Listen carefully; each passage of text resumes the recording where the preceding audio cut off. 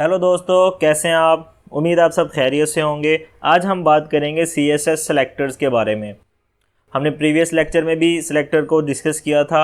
आज हम मज़ीद सेलेक्टर को डिस्कस करेंगे। तो सबसे पहले यहाँ पे टाइटल में हम लिख देंगे CSS सेलेक्टर्स।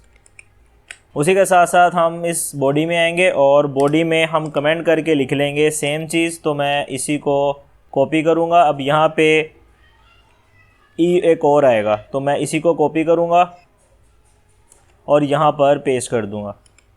अब जो सिलेक्टर्स हैं वो काफ़ी तरह के होते हैं। We can divide CSS selectors into 5 categories. First one simple selectors, second one combinator selectors, third one pseudo class selectors, fourth one pseudo element selectors and 5 one attribute selectors. तो आज हम फर्स्ट वन डिस्कस करेंगे जो कि है simple selectors. यहाँ पे मैं फिर से कमेंट करके लिख लूँगा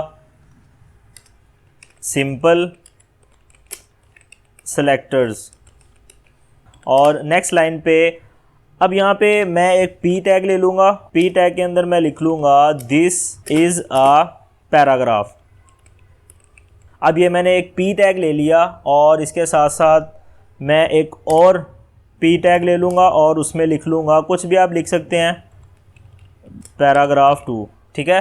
पहला सिलेक्टर है हमारा वो है एलिमेंट सेलेक्टर, यानी कि ये जो हमने एलिमेंट यहाँ पे लिखा है, ये जो हमने टैग यहाँ पे लिए हैं, 2 टैग हमने यूज़ किए हैं, P टैग।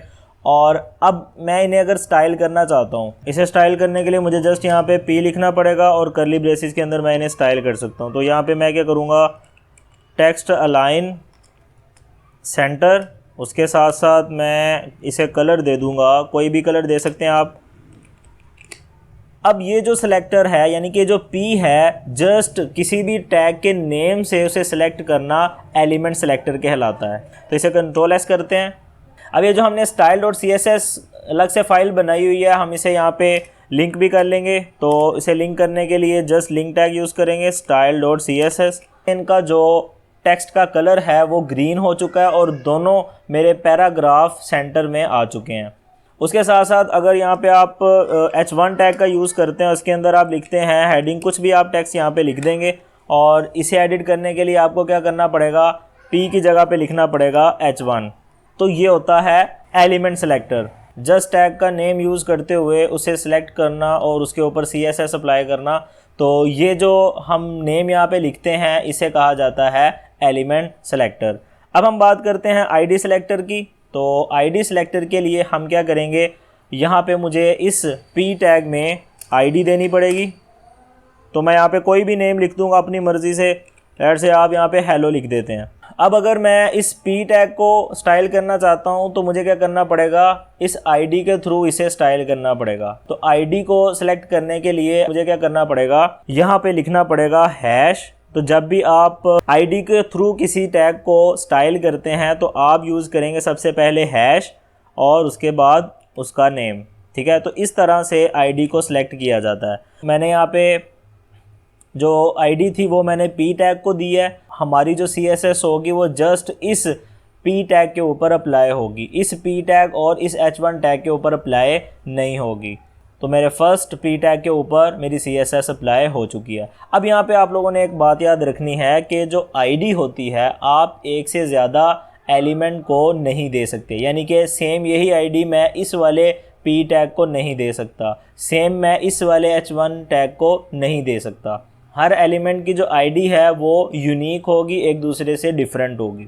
अब हम बात करते हैं क्लास सेलेक्टर की। तो क्लास सेलेक्टर के लिए हम क्या करेंगे, यहाँ पे ID को कर देंगे क्लास। यहाँ पे ये जो हमने ID के लिए किया था उसे हम हैश को रिमूव कर देंगे। क्लास को सिलेक्ट करने के लिए हम यूज़ करते हैं नेम से पहले डॉट। ठीक है। तो इसे Ctrl+S करते हैं। तो मैंने यहाँ पे क्लास अप्लाई की थी तो इस वाले टैग के ऊपर मेरी CSS अप्लाई हो जाएगी। ठीक है। और अगर मैं सेम चीज़, सेम क्लास अगर दूसरे एलिमेंट को भी देना चाहता हूँ तो मैं इसी को कॉपी करूँगा और यहाँ पर पेस्ट कर दूँगा। अब एक क्लास आप एक से ज़्यादा एलिमेंट को, अब जितने चाहे एलिमेंट को सेम क्लास लगा सकते हैं। तो इसे मैं Ctrl+S करता हूँ। तो मैंने अपने दोनों पैराग्राफ में CSS अप्लाई की थी, क्लास लगाई थी, तो मेरी जो CSS है वो दोनों पे अप्लाई हो चुकी है। अब यहाँ पे एक और चीज़ मैं क्या करूँगा, इसी को कॉपी करूँगा और यहाँ पर भी हेडिंग में भी पेस्ट कर दूँगा और ये जो फर्स्ट पी टैग में क्लास थी इसे मैं यहाँ से रिमूव कर दूँगा।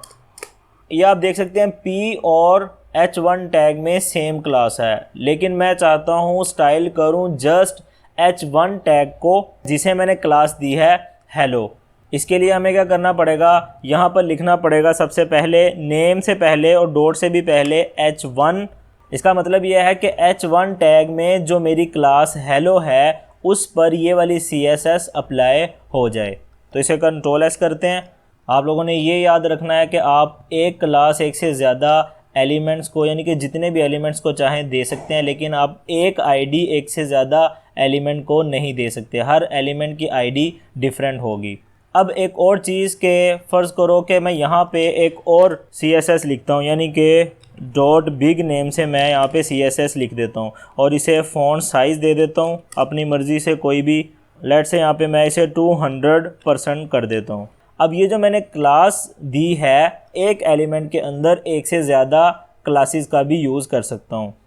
इसका मतलब क्या हुआ कि मैंने यहाँ पर ये क्लास दी थी, अब मैं चाहता हूँ H1 में एक और क्लास लग जाए। ये जो मैंने अभी बिग नेम से एक क्लास लिखी थी मैं चाहता हूँ इस H1 टैग में भी लग जाए। तो उसके लिए मुझे क्या करना पड़ेगा, यहाँ पे एक स्पेस देनी पड़ेगी और इसके अंदर मैं लिख दूँगा बिग। तो अपने आउटपुट चेक करते हैं। तो इसका साइज़ थोड़ा कम करके देखते हैं, फिर आप लोगों को आइडिया होगा कि ये किस तरह से काम करता है। तो इसे मैं कर देता हूँ 20px। हेडिंग का जो साइज़ था वो यहाँ पे कम हो चुका है। अगर आप मज़ीद कम करना चाहते हैं तो आप मज़ीद कम भी कर सकते हैं। इसे मैं 10px कर दूँगा तो हेडिंग मज़ीद छोटी हो चुकी है। ठीक है, अगर आप मज़ीद बढ़ाना चाहते हैं लेट से मैं इसे 100 कर देता हूँ। अब हमारा जो नेक्स्ट सेलेक्टर है वो है यूनिवर्सल सेलेक्टर। यूनिवर्सल सेलेक्टर को समझने से पहले हमने ये जो हेलो क्लास का यूज़ किया था मैं इसे यहाँ से रिमूव कर दूँगा। तो इसे कंट्रोल S करते हैं, आउटपुट चेक करते हैं पहले। तो इसका जो साइज़ है मैं वो मज़ीद कम कर दूँगा। इसे हम कर देंगे 20 या 30 कर देंगे। लेट्स से चलो 30 कर देते हैं। अब यहाँ पे मैं इसे बैकग्राउंड कलर दूँगा। ये जो मेरा P टैग है या H टैग है इसे हम बैकग्राउंड कलर दे देते हैं। तो इस बिग में मैं इसे बैकग्राउंड कलर दे दूँगा। कोई सा भी आप ब्लैक दे दें, कोई सा भी दे दें, मैं इसे ग्रे दे दूँगा। ये जो P टैग है इसे भी मैं बैकग्राउंड कलर देना चाहता हूँ। तो उसके लिए मुझे क्या करना पड़ेगा, ये जो H1 है इसे मैं यहाँ से रिमूव कर दूँगा, क्योंकि मैं जस्ट ये जो हेलो वाली क्लास है वो मैं इस P टैग के ऊपर अप्लाई करना चाहता हूँ। तो जस्ट P के ऊपर अप्लाई करने के लिए हमें इस यहाँ से H1 को रिमूव करना पड़ेगा। तो मैं इसे भी बैकग्राउंड कलर दे दूँगा। बैकग्राउंड कलर आप कोई सा भी बैकग्राउंड कलर दे दें। जैसे हम ब्राउन दे देते हैं इसे। हम क्या करेंगे, यहाँ पर सबसे पहले या बाद में आप जहाँ मर्ज़ी लिख दें। तो यहाँ पे मैं यूज़ करूँगा स्टार और उसके बाद कर्ली ब्रेसेस। अब ये जो स्टार है इसे कहा जाता है यूनिवर्सल सेलेक्टर, यानी कि आपकी HTML में जितने भी टैग्स होंगे ये CSS उन तमाम टैग्स के ऊपर अप्लाई हो जाएगी। तो यहाँ पे मैं क्या करूँगा, टेक्स्ट अलाइन सेंटर करता हूँ और कलर कुछ दे देता हूँ। तो टेक्स्ट अलाइन सेंटर, इसे हम कलर दे देंगे टोमेटो। ये वाला जो हमने कलर दिया था इसे हम यहाँ से रिमूव कर देंगे। ठीक है, तो हमने बेसिकली कलर दिया है तमाम टैग्स को टोमेटो, यानी कि जितना भी टेक्स्ट मेरा होगा उन सब का कलर टोमेटो हो जाएगा। तो यहाँ पे मेरे पास 2 पैराग्राफ थे और 1 हेडिंग थी, इन तीनों का कलर टोमेटो हो चुका है। तो ये था आपका यूनिवर्सल सेलेक्टर। उसके बाद हमारा एक सेलेक्टर रह गया, वो है CSS ग्रुपिंग सेलेक्टर। मैं इस सब को यहाँ से रिमूव कर देता हूँ। यहाँ पर ये जो हमने क्लासेस का यूज़ किया था यहाँ से आप रिमूव कर देंगे, इसे भी और इसे भी।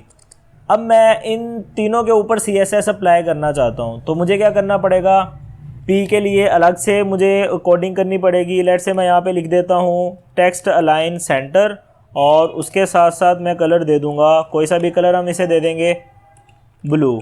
तो जितने भी P टैग होंगे उनके ऊपर ये वाली CSS अप्लाई हो जाएगी।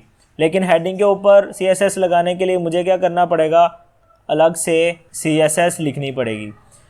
तो उसके लिए मैं क्या करूँगा, H1 का सिलेक्टर यूज़ करूँगा, यानी कि H1 को सिलेक्ट करूँगा और उसके बाद इसके ऊपर भी सेम कोड पेस्ट कर दूंगा, तो मैं इसी को कॉपी करूंगा और यहाँ पर पेस्ट कर दूंगा। ठीक है, तो H1 के ऊपर भी सेम CSS अप्लाई हो जाएगी। अब इस कोड को हम थोड़ा सा छोटा कर सकते हैं। ठीक है, वो इस तरह से, ये जो हमें अलग अलग से CSS लिखनी पड़ रही है, तो मैं क्या करूँगा, इसे यहाँ से रिमूव कर दूँगा और यहाँ पर H1 लिखूँगा और साथ में आएगा कोमा, यानी कि H1 के ऊपर भी सेम CSS लगाना चाहता हूँ और P टैग के ऊपर भी सेम CSS लगाना चाहता हूँ। तो जितने भी टैग्स हैं उन्हें आप यहाँ पर कोमा लगा के सेपरेट कर सकते हैं, तो उनके ऊपर सेम CSS अप्लाई हो जाएगी। तो हमारी जो पहली आउटपुट आ रही थी सेम अभी भी आएगी।